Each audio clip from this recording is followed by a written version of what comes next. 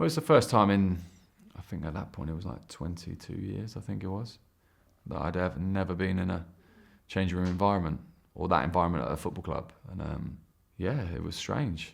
Like I said, that first probably 2 months of that was very difficult emotionally, I think, for myself.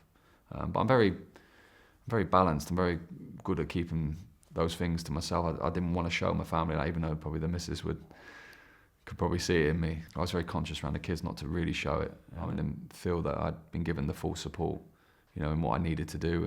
But look, that's football, and it's a learning curve again. I learned massive amounts from that. Yes, it was hard to take at the time, but I think that was the realisation of what this job actually is, how ruthless it is, the difference between being a player and being a manager, what the real difference and the harshness of it is, and coming to terms with that as quickly as possible, dust yourself down, have a look at what you could have done better in that period, and then what the good things were that you were doing, and again, refine, get ready, move on. Yeah, that was the first period I got to go and speak to people and see how other people work and really have good discussions with other managers and then other sports. I spoke to other managers. I went out to Seville. I spoke to Unai Emery.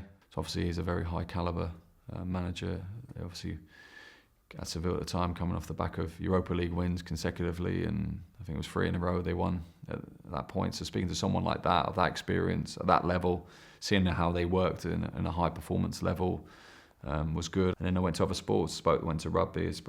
Ryan Jones, obviously ex-Welsh international, asked him about their setups.